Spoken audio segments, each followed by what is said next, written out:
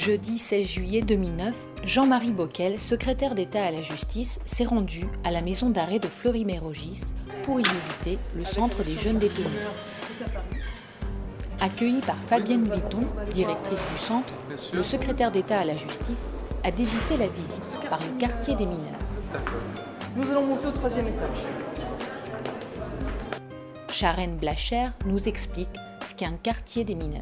Un quartier de mineurs, nous accueillons des jeunes, ici en tout cas, des jeunes hommes de 13 à 18 ans.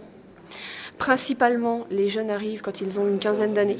Rares sont ceux qui arrivent plus jeunes, bien que ça arrive de temps en temps, et heureusement ce n'est pas souvent le cas. Et sinon, à l'anniversaire de leurs 18 ans, ces jeunes, étant majeurs, partent dans les quartiers pour adultes. Donc le quartier arrivant, qui compte 18 places, est en permanence plein. Donc l'entretien se fait dès qu'on a un peu de temps pour pouvoir... Et dès que vous avez passé un coup de peinture... Il faut chasser le graffiti après. Ça recommence, ça recommence assez rapidement, donc on chasse le graffiti. Là, il n'est pas sûr que ce soir, je n'ai pas un arrivant qui doit occuper la cellule. Mais si on fait abstraction de cet aspect-là, autrement, je veux dire, c'est une cellule conforme. La cellule est conforme, elle n'est pas indigne. Des effets qui permettent aux détenus de faire une première toilette, et puis quelques aliments pour un petit déjeuner, puisqu'ils nous arrivent le soir et qu'ils vont avoir besoin d'un petit casse-croûte assez rapidement. Moi, je reçois tous les jeunes en audience quand ils arrivent. Alors ça peut être le jour même ou le lendemain matin, puisqu'ils arrivent souvent la nuit. Et à ce moment-là, il faut vraiment faire le point avec le jeune et se dire que sur le temps de détention, il va falloir qu'on s'occupe de lui pour lui apporter ce dont il a besoin au niveau évidemment nourriture, vêtements, scolarité médicale et autres. On fait le lien avec tous les partenaires, mais avant tout nous, en tant que personnel pénitentiaire, on est là pour faire en sorte que la décision de justice soit appliquée. Donc que les règles de vie en détention puissent être mises en place, comprises par le détenu, appliquées par lui. Après avoir vu le quartier des arrivants, Jean-Marie Bockel a visité une cellule d'unité de vie et la salle de jeu. La salle de l'activité de l'aide libérale, donc avec un certain nombre de jeux un peu lourds qui sont déjà sortis, puis il y en a d'autres qui sont des jeux de société plus mobiles qu'on sort à l'occasion. Le secrétaire d'État s'est également entretenu avec un des mineurs détenus. Voici sa réaction.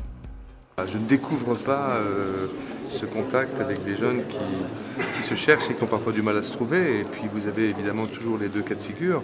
Des gens qui sont tellement, j'allais dire, intégrés dans des réseaux délinquants, y compris économiques, que la réinsertion, c'est pas vraiment leur tasse de thé. Et puis vous avez tous les autres, et je dirais souvent en amont, ça vous encourage à intervenir le plus vite possible, pour qui on sent qu'un retour est encore possible vers une vie autre qu'une vie de délinquant à répétition. Et là, on se rend compte que tout le travail qui est fait par l'administration, à la fois l'administration pénitentiaire, les intervenants, écoles, PJJ, etc., est un travail très utile. En fin de visite, Jean-Marie Bockel a salué les représentants des organisations professionnelles avant de s'entretenir en privé avec les magistrats et les éducateurs de la protection judiciaire de la jeunesse.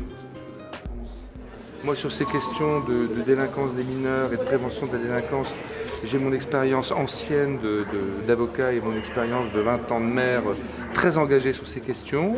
Et donc c'était intéressant pour moi de confronter certaines de mes idées apprises et expérimentées sur le terrain avec leur vécu à eux. Eux, c'est les différentes professions qui étaient autour de la table, les magistrats, les éducateurs, les gens de la pénitentiaire, pas tout le monde. Quelque chose de précis, par exemple, en amont de l'incarcération, qu'est-ce qu'on peut faire pour éviter que des jeunes en difficulté, en fragilité, ne basculent dans une délinquance qui ensuite est durable, avec des récidives multiples, etc. Et là, je sais que moi, dans ma ville, je fais un travail avec à la fois l'école, la police, la justice, à la fois parquet, tribunal des enfants. C'est un travail, si vous voulez, de prise en compte dès le premier fait commis, de voir quelles réponses on peut apporter pour que ça ne se renouvelle pas, pour essayer de trouver vite des réponses, des solutions, parce que la pire des choses pour un enfant, puis pour un jeune, plus encore que pour tout un chacun, c'est qu'à un fait commis, il n'y a pas de réponse. La règle de base, c'est à tout fait commis, une réponse rapide et adaptée.